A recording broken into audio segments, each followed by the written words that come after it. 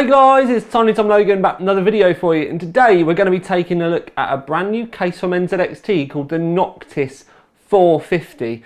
I do have to get something out of the way right at the very beginning though. The case arrived with me yesterday at 3 PM and the NDA is today at 4 PM.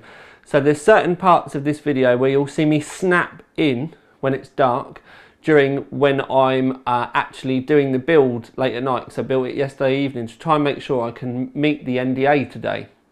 I wouldn't normally do it like that. It was obviously very short of time and wanted to make sure that I got certain parts in as we were going through, just to save time, and I knew I wasn't going to get another dark spell because obviously I needed to show you the lights that you'll see, so you can understand shorter time, so there's certain bits that we wouldn't have done that we may have done before. Now the Noctis 450, when we get inside you'll see that there are some very similar, I will get my words out, there's some very similar points inside because the chassis is basically a H440. And then what they've done is they've essentially given it a body kit. There's a Phantom style window, or I think that is actually the window that they use on a Phantom. I think the side panel is exactly the same. But what they've done is, by changing the externals, is add 10 times more ventilated area, because the H440 was a quiet case. So you know, massive amounts of airflow weren't part of the design. It was all designed to be nice and sleek and understated, but most importantly quiet. So essentially what they've done is they've taken the H440 and given it a Phantom style makeover to add lots more airflow, and it's roughly, looking at prices, bearing in mind the H440 has been out for a little while, it's going to cost you about £10 more in the UK than a Phantom. This is going to be coming in under £100 depending on how much your selected e-tailers decide to shaft your rectum for you. But the stated price that we're getting is £99.99. So, for those of you out there that thought that the Phantom was a little bit too subtle, or maybe that you wanted more airflow, sorry, not the Phantom, the H440 was too subtle, or you wanted more airflow, the Noctis 450 could be the answer to your prayers. But what we're going to do is we're going to crack on now with the review. I will give you a good look round and then we'll do a good amount of chit-chatting and all that type of stuff in the conclusion. Okay, so at the front and at the top, as we always do, you have your power switch here, then you've got headphone and microphone slots, 2 USB 3s with an internal header, that's kind of standard now, and then we've got 2 USB 2s as well. Then the rest of it is all actually very, very subtle. Okay, subtle might not have been the ideal word, but it's not got any optical bays in the front. There's nothing in the front to fiddle or play with. It is kind of plain. They do make up with it with all of these folds and angular designs. Now, one of the things I've come down to this section to kind of point out to you is you can see on this raised section at the top, even though it's covered, you can see that there is a gap for the airflow, and I can zoom you in. So you can see that there is a good amount of airflow available to go through. If we move a little bit more, the camera might even focus on that white bit at the top. There we go. So you can see that you have, I'd say there's probably about 6 mil, maybe 8 mil at best of a gap, but it still means that you can get air out and through there. At the front where the double folds are, because you have the one panel here and another panel here, you can see this front one does go in and underneath the other one. You can see that there is still a gap in the front that runs down before we get to the larger open area. Looking at it straight on, you can see that open area we were just looking at. You can see that there's another area here exposed at the bottom. Then that area at the bottom that I was showing you before, you can see that it does come right up the side and the mesh does follow into that top section we were looking at before. You can also see that even though this front panel does have the kind of like the stealthed area, we'll call it for want of a better term, when we zoom in you can see that it is still raised off, so you can get more airflow through there. So now you can see that what they were talking about that 10 times more surface area with the mesh than they would have had before. Looking at the case straight side on from the business side, we'll call it, because you can see the hardware on the inside now, you can see that it is quite raised from the actual base of the or the roof, or what would have been the roof of the chassis, and it does taper down at the top, but the middle is quite prominent. It does stand up quite a bit, and I will show you in a minute. You can get fans underneath this. With the H440 you couldn't, so you can get a second set of fans on this if you want, or just a thicker radiator on the inside. It's actually quite a nice touch. If we zoom out a little bit and then come down, you can see what I mean about the side panel window. It's a phantom side panel window. The H440 one was quite a rectangular one. Maybe it just gives an extra little thing for your eye to look at or play with. I do think covering up this panel down the bottom doesn't really play well with my eyes, but obviously the Phantom sells hand over fist. There's obviously many of you out there that really do like the design of it.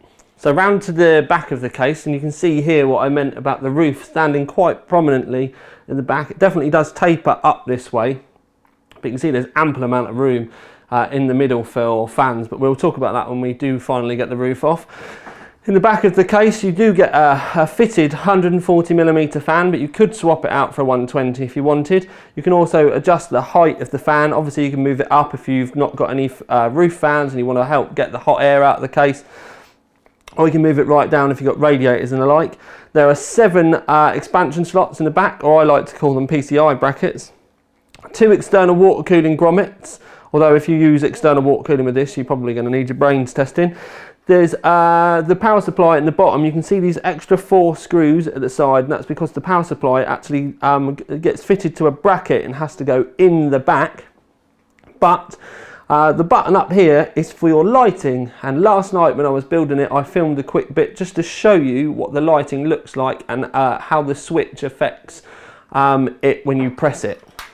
Okay, so another random part while I'm doing the build. I'm filming this bit now with the lights because I'm not going to be able to show you in the dark tomorrow because I'm really short of time and I have to get this ready in less than 24 hours.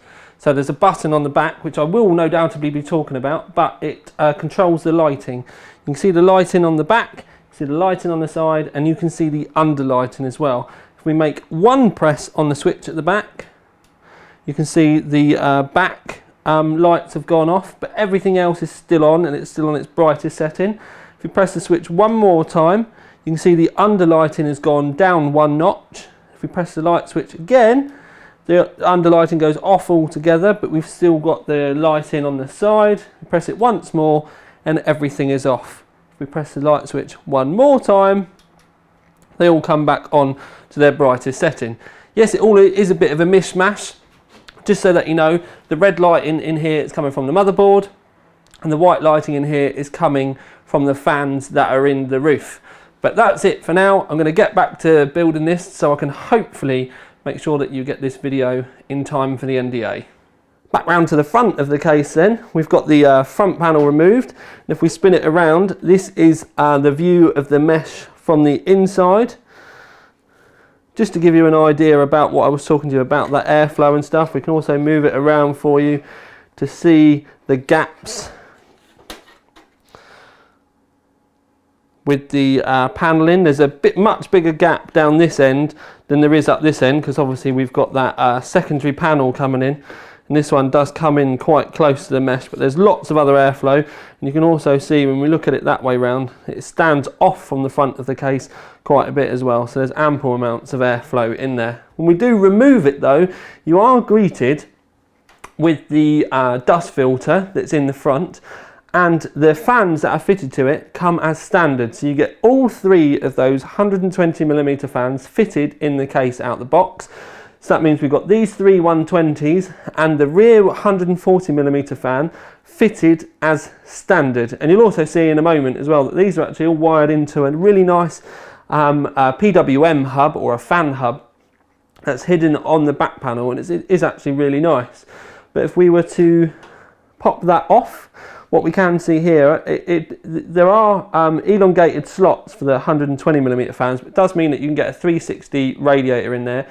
There is enough room in here as well to get 240mm fans, or if you should want, a 280mm radiator, and any kind of combinations from there on in.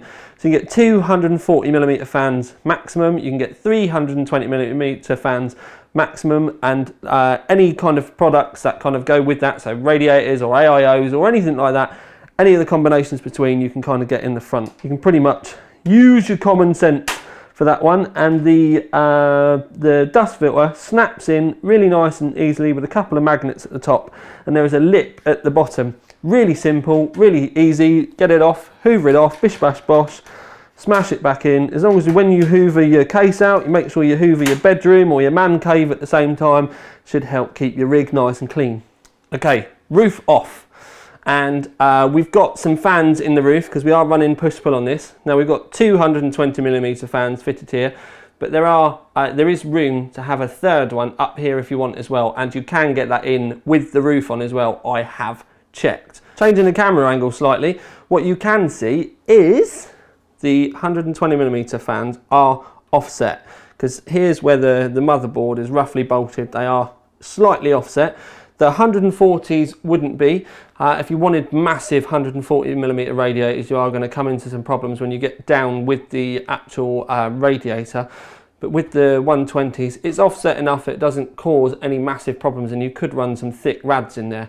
We'll talk about that when we get on the inside though, and I can show you properly. But the reason why we're here, other than showing you that, is you have got the grommets or the cutouts, I should be saying here, which do allow you straight access either into the case area, that's my finger going into the case area, or we can actually go straight down in the back of the case as well. So you can get to both sections through these grommets. And there is a little cutout here up at the business end. That's completely the wrong phrase, Tom.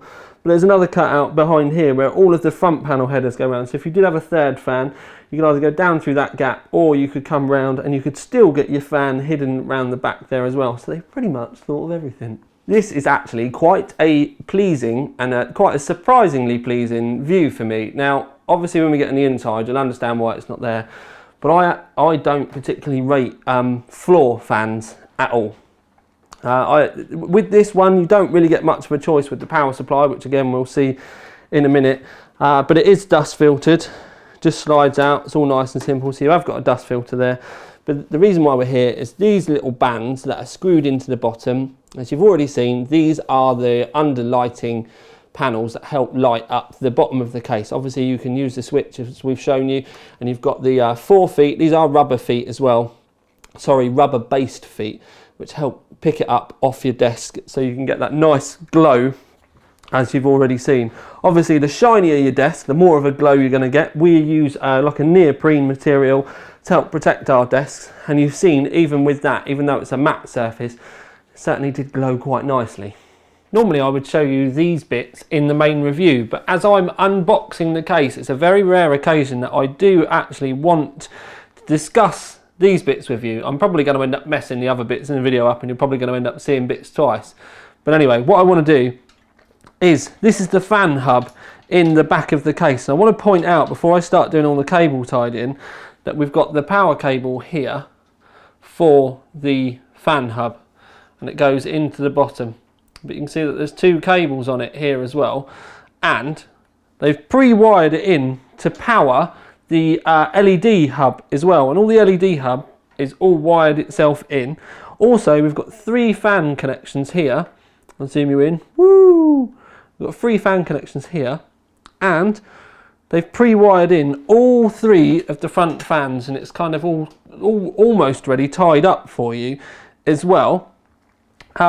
This connection is a 4-pin PWM connection. This goes off to the CPU header on your motherboard, but the actual CPU connector that's here, rather than you having to drag your CPU connector all the way down, they've given you an extension cable which pretty much takes it up to the top of your motherboard as well. So essentially this bit gets connected to the motherboard, and then it changes all the fan speeds for you. I love it. This idea is something so simple, and it's not perfect. Some of the cables could have been done better and stuff, but let's face it, the rear panel, the rear fan is wired in already. The 3 front fans are wired in already, and it's pretty much gagging and waiting for your CPU to be plugged in as well. And not only is, you know, a lot of these, you just plug them in and they run them at 12 volts. It just gives everything, you know, high volts. This is all set up to be able to PWM your CPU and change fan speeds and stuff. I love it. I'm probably going to end up plugging this in now and then it doesn't do it, but this literally, for a first instance, only got the case today, just taken the back off, read the instructions, love it, absolutely love it. Our PWM fan hub, brilliant. Now, taking a look at the old girl's backside, we have a full rig in here, which I've obviously not had a massive amount of time to build. So there's a lot of stuff going on in here and there are a lot of cables, but that should also kind of tell you that there is plenty of room round the back here. You've got a good solid 20 millimeters of room for cables. We have plenty of cables down this side, which you can't really see from the inside because of the design of the case. One other thing I will say is we've got, as you've not really seen it yet, but there's a power supply cover down at the bottom here, so you can kind of wedge an awful lot of cables down the bottom. If you're going to start running radiators in the front, which you can do, as we've already spoken about, then you're going to have to, put a bit more effort into making those tidy. But you do get a solid kind of 100 mil of room from a decent sized power supply to be able to get your cables in there. And if you spend a little bit of time, you can do. One of the things I will say is the cabling for the standard LEDs, as it was done when it was delivered to me, it was kind of a bit higgledy-piggledy, and it could have not necessarily could have been done better. But for the end user, if you want to make your rig tidy, that would be one of the things. Before you even start putting hardware in it, I'd start looking at those options. There are plenty of these little tabs for zip tie and stuff everywhere. They literally are all over the place. They're even in the bottom. It's brilliant for that. I've obviously just not had a massive amount of time because I was just trying to get the damn thing built in time. There are 5 hard drive cages in the front that can be used for mechanical hard drives, or you can still put solid state hard drives in them if you want to.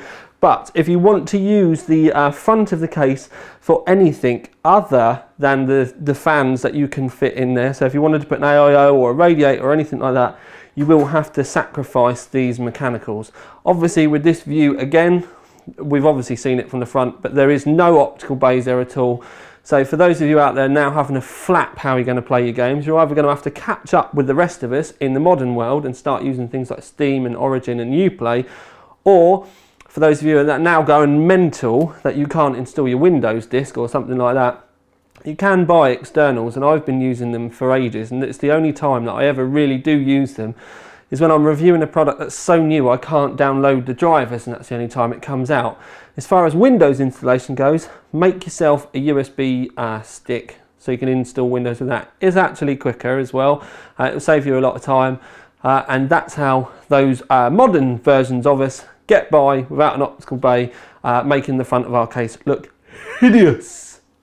So back round to the pretty side, we can remove our window, and then that's your view once the actual window itself is open. First things first, as you can see that we've got the lit panel down the bottom.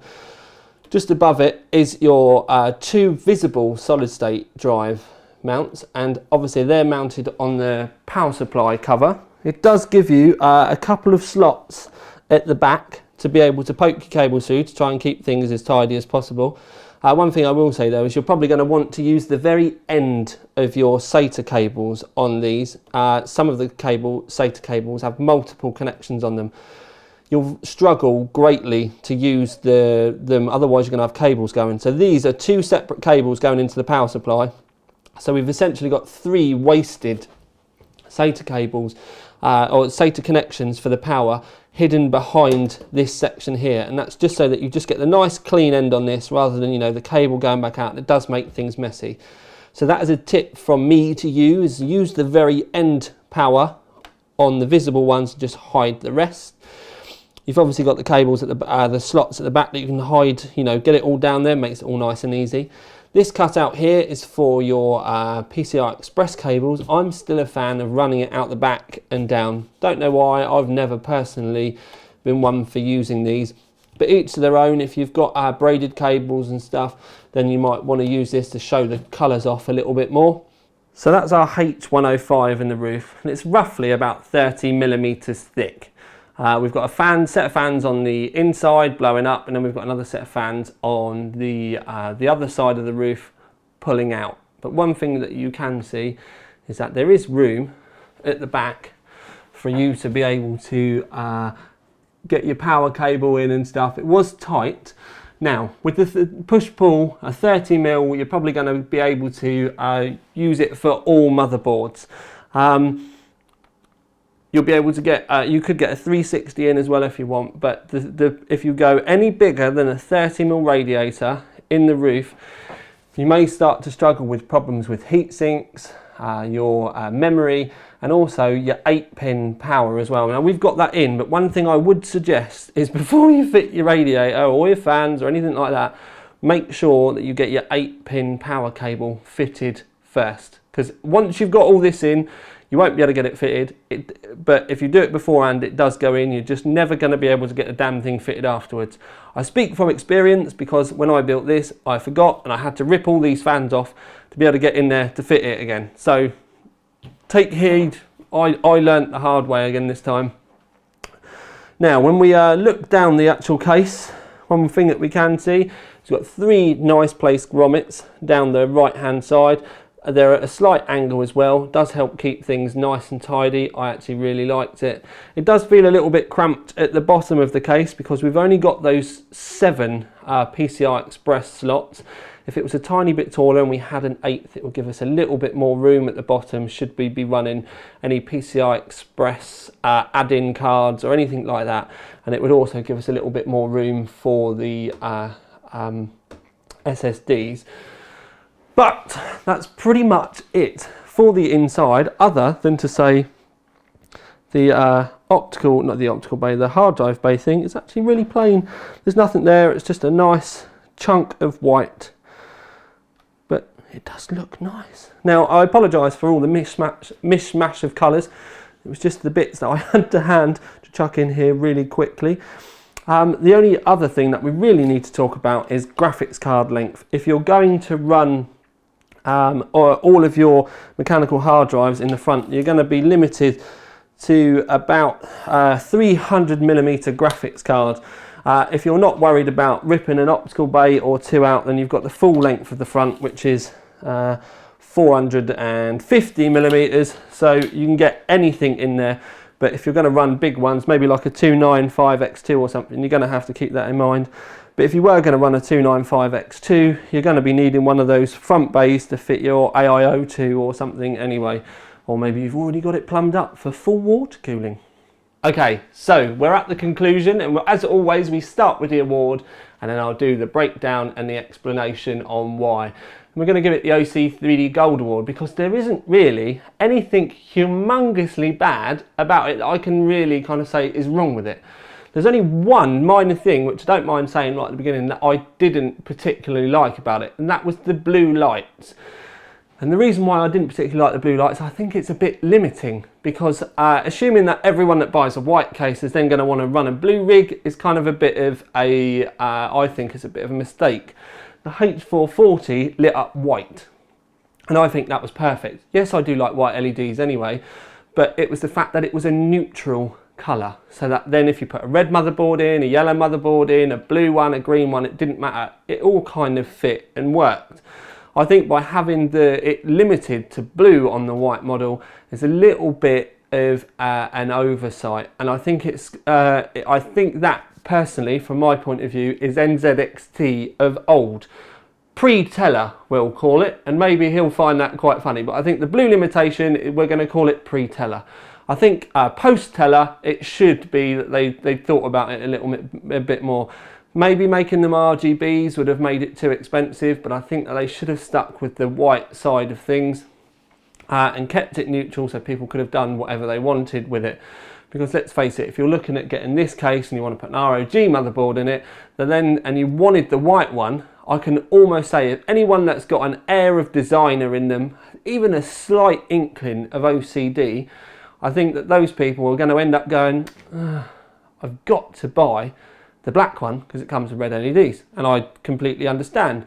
But for those of you out there that might be thinking to yourself, I really want an MSI crate board, or I really want even the MSI X-Power stuff, which is yellow, you'd struggle to decide which one that you wanted to go with. Maybe the crate people would end up buying this just because it is white. I would probably end up either turning the lights off or trying to look at ways that I could mod them a different colour, if anything. So that's the only thing that I can really find from a personal kind of standpoint that it didn't kind of sit right with me. It just felt a little bit old. When we put the H440 side by side, you can see it's a bit taller, it's a bit longer. It's, you know what I mean. You can see that there are massive differences. Obviously, the internals are the award-winning H440 internals. The H440 was actually the first product I ever gave the TTL White Gold Award to. The White Gold Award, just to explain it, is my award. It's got probably nothing to do with Overclock 3D at all. It's more about the fact that it kind of, I personally really liked it, and it was a product that I'd happily have bought with my own money, and it would have been a product I would have got really excited about and gone out to find it as well. Now what they've done is they've taken, you know, obviously the award-winning internals of it, but a lot of people said, no, it's a bit warm because it's meant to be a silent case. It was all sound deadened. It wasn't about masses of airflow or anything. And what they've done is they've given it a high airflow kind of gamer. I prefer to call it a phantom twist, because this to me looks like the H440 Phantom Edition. It could have even been called the P440, couldn't it really? Because they always put the P in front of the Phantom cases. So they've kind of given it a Phantom facelift and kept the internals the same, which it kind of does make a lot of sense.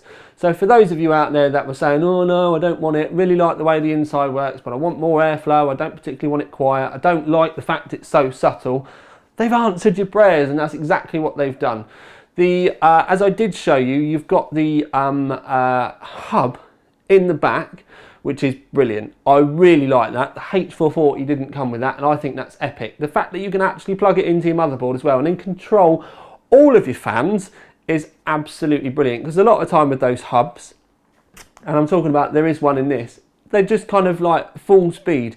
So you have to add fan speed reducers and stuff in. Now I'm personally a fan of just setting my fans up so that they run manually. But if the hubs are going to get like that, where you can set them, you know, set them in and then set them up, that would be brilliant. I'd be well up for that. I think they could have done the cabling maybe a little bit differently, but you know, for what, you know, we're not going to argue with it. I'm just going to have a look quickly. It did come with 3, I did think so. I just wanted to make sure off the top of my head before I started talking about it, how many fans that the H440 come with, and it did come with 3 in the front as well. So the cooling side of it in that respect was very similar. So you do get the extra hub, you get the extra airflow. The only thing, like I said, that really stuck in my teeth was the blue. But there's nothing's going to get changed about that now. You're going to have to decide whether you want the white with the blue or the blue with the red. I'd actually probably like the white with red, just to give them headaches. But we've obviously done this on a really, really tight deadline, but I've personally really enjoyed it. It's also reminded me quite how much I like the internals on this. So whether you like, you know, the kind of more gamer-esque kind of, you know, visually pleasing version of the 450, or whether you like the subtle kind of understated version of the 440, they share the same guts, they share the same personality essentially, and I really, really do like it. I still stand by the gold, because I'm not personally a fan of all the gamery stuff, but let's face it, we don't all like the same thing, and I've seen how well the Phantom sells, so I know this is going to fall off the shelves when you guys finally get a chance to have a go at it. It's also going to give a lot of you the chance to be brave, and I do mean be brave. PC Master Race, you don't need your optical bays anymore. Be brave, get rid. You can make that switch. If you need a little bit of help and you need a bit of almost like an AA, kind of a support group, get yourself an external, and you'll be surprised if you actually put the effort in to make the switch, how little you'll end up using it. If you are still putting CDs in the front, or DVDs or Blu-rays and stuff like that, then you know, you're going to be the people that are going to be the most difficult to switch. But a lot of us have got onto streaming services and acquiring the data through other means. Wink, wink, nudge, nudge. And yeah, which is why we've done away with it. And if you are looking for ways that you can stream that content around your house, to your phone, to your TV and stuff, look at Plex, because Plex is amazing, and I've been running it for about 2 years and I literally couldn't live without it now. But we're going off on massive tangents. So, Gold Award for the 450. I still love the 440. It still gets, even to this day, still gets the white gold award. But for want of a better term, I don't know why I've said that so much today. I even don't know why I said it then. I think it's because of the lack of sleep and knowing that I need to get stuff done. But this is a rambling Tiny Tom Logan with a gold award winning 450 out.